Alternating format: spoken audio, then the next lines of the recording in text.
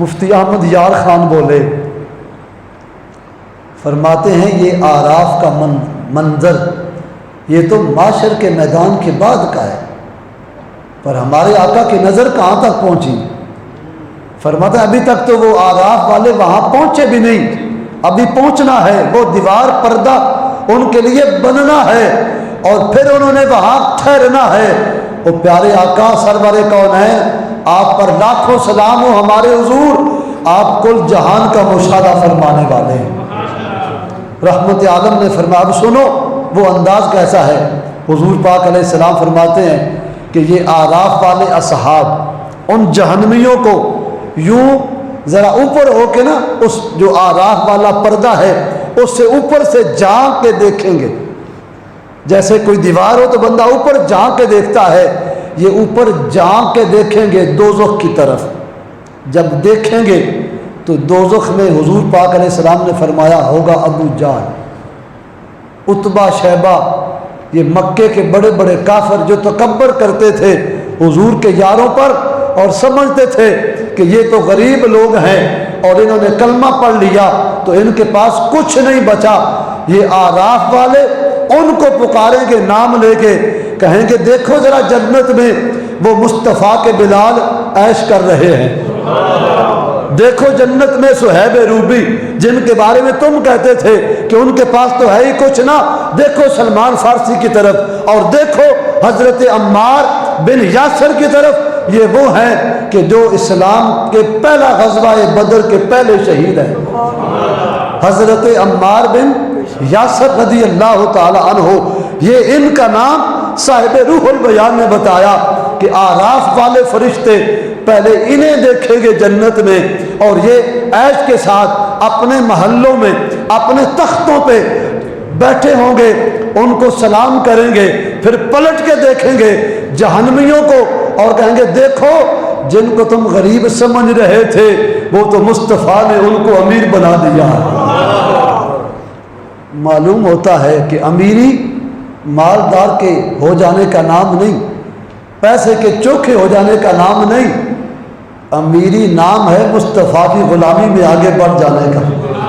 جو بندہ حضور کی غلامی میں جتنا آگے بڑھتا ہے وہ اتنا ہی رب کی بارگاہ میں امیر ہے۔ حدیث پاک میں آتا ہے حضور اکرم صلی اللہ علیہ وآلہ وسلم نے ایک مرتبہ ارشاد فرمایا، اے میرے صحابہ بتاؤ کہ مفلس کون ہوتا ہے؟ مفلس کون ہوتا ہے؟ صحابہ کرام نے کہا حضور جس کے پاس مال نہ ہو۔ فرمایا نہیں، جس کے پاس مال نہ ہو وہ مفلس نہیں ہے۔ ہو سکتا ہے آج مال نہیں، محنت کرے تو کل مال اس کے پاس آ جائے، آج کاروبار ٹھنڈا ہے، اگلے سال رب تعالیٰ مہربانی کرے تو اس کی ستارہ مقدر بلند ہو جائے تو اس کے پاس پیسے کی ریل پھیل آئے۔ ہوتا رہتا ہے دنیا میں، کبھی کاروبار نیچے کبھی اوپر، کبھی پیسہ تھوڑا کبھی زیادہ۔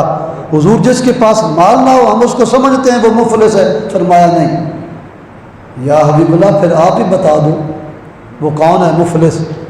فرمایا مفلس وہ ہے کہ جس نے نمازیں بھی پڑھی، جس نے روزے بھی رکھے، حج بھی کیا، زکوٰۃ بھی دی، نیک کام بھی کرتا رہا، پر اس کے ساتھ ساتھ اس نے اپنی زبان کو نہیں روکا گالی دینے سے۔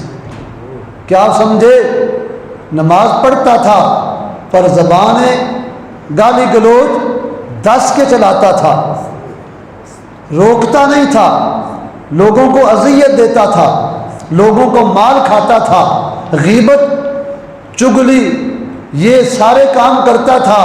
کملی والے آقا نے فرمایا یہ سب سے بڑا مفلس ہے۔ حضور کیسے؟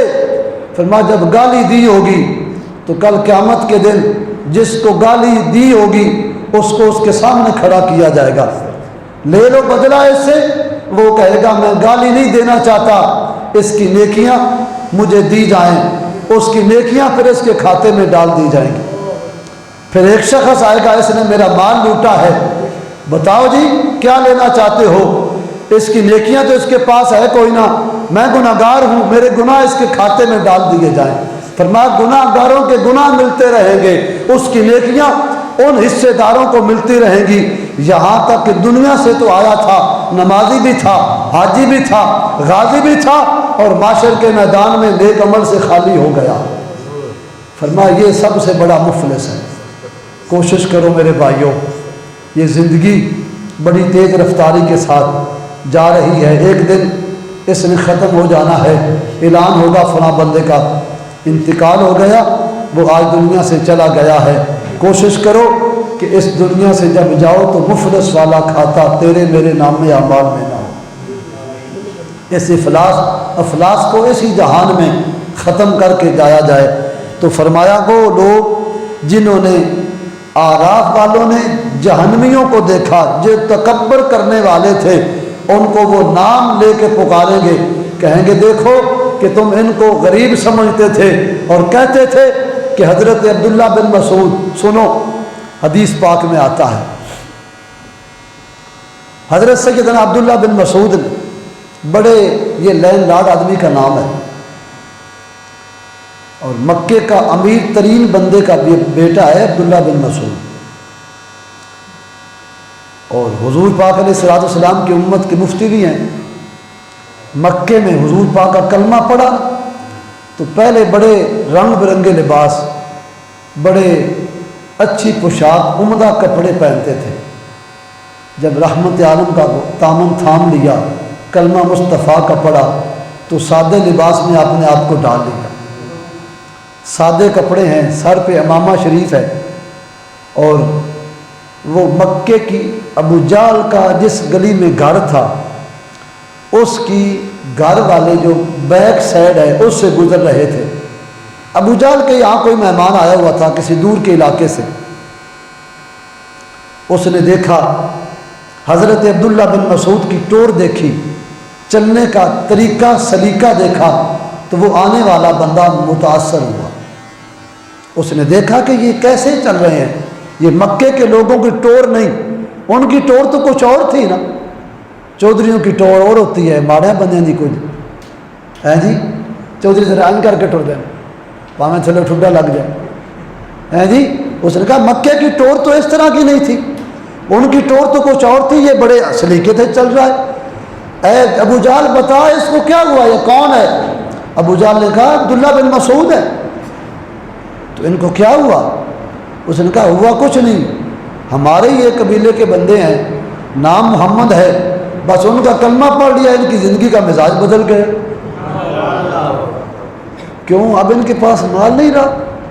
کہا نہیں، مال سے نفرت کرتے ہیں، اب مال کے قریب نہیں جاتے، مال ہونے کے باوجود مال کو کوئی اہمیت نہیں دیتے۔ کس کو اہمیت دیتے ہیں؟ کہا مال ہونے کے باوجود محمد کریم کی سنتوں کو اہمیت دیتے ہیں۔ ہے نا کوئی بات کرنے والی؟ یہ دور سے آیا ہوا ایک کافر حضرت عبداللہ بن مسعود کو دیکھ کے ابو جہل سے مکالمہ کر رہا ہے، اور ابو جہل کہتا ہے چھوڑو، وہ کہتا ہے ابو جہل چھوڑو نہیں، میں جو بات کر رہا ہوں اس بات کی طرف دھیان کر، میں ان کے چلنے میں کوئی بات محسوس کر رہا ہوں۔ کہا کیا؟ اس نے کہا ان کا چلنا ایسے ہے نا کہ جیسے یہ بڑے کوئی شریف النفس بندے کا چلنا ہوتا ہے، اور یاد رکھنا ان کے چلنے پر ایک انقلاب پیدا ہونے والا ہے۔ جو ان کے چلنے کا طریقہ ہے وہ اتنا حسین ہے کہ یہ اکیلے نہیں، یہ تو ان کے چلنے میں ایک پوری جماعت پیچھے آنے والی ہے جو اس طریقے پہ چلنے والی ہوگی۔ تو پتہ چلتا ہے کہ جو مصطفیٰ کے رنگ میں اپنے آپ کو رنگ لیتا ہے اس کو جنت میں اعلیٰ مقام عطا کر دے گا۔ اَهَٰؤُلَاءِ الَّذِينَ أَقْسَمْتُمْ لَا يَنَالُهُمُ اللَّهُ بِرَحْمَةٍ، کیا یہ وہ لوگ ہیں جن پر تم قسمیں کھایا کرتے تھے؟ یہ آراف والوں کا کلام رب بیان کر رہا ہے۔ وہ کہیں گے اے ابو جہل، اے عتبہ، تم قسمیں اٹھا اٹھا کے کہتے تھے کہ تمہیں کوئی فائدہ نہیں ہوگا، تم نے مال چھوڑا، رشتہ داروں کو چھوڑا، بلادری کو چھوڑا اور اپنے وطن کو چھوڑ دیا، تمہیں کچھ نہیں دیا جائے گا، تم غربت میں ہی رہو گے۔ قسمیں اٹھاتے تھے اَهَٰؤُلَاءِ الَّذِينَ أَقْسَمْتُمْ لَا يَنَالُهُمُ اللَّهُ بِرَحْمَةٍ، اور تمہیں اس وقت رحمت سے کچھ نہیں ملے گا۔ وہ آراف والے فرشتے کہتے ہیں کہ ہم ان کو پکاریں گے، ادھر بات ہو رہی ہوگی اور ادھر اللہ کریم فرمائے گا یہ تو وہ ہیں ادخل الجنہ، اے بلال ہم نے تیرے لیے جنت کا محل تیار کر دیا۔ ایسے ہے صہیب رومی، سلمان فارسی، اے عمار بن یاسر ادخل الجنہ، تمہارے لیے جنت ہے، داخل ہو جاؤ اگلی جنت میں۔ اور حال کیا ہے؟ علیک لا خوف علیکم ولا انتم تحزنون، نہ تم میں کوئی ڈر ہونا چاہیے نہ تمہیں کچھ خوف ہونا چاہیے۔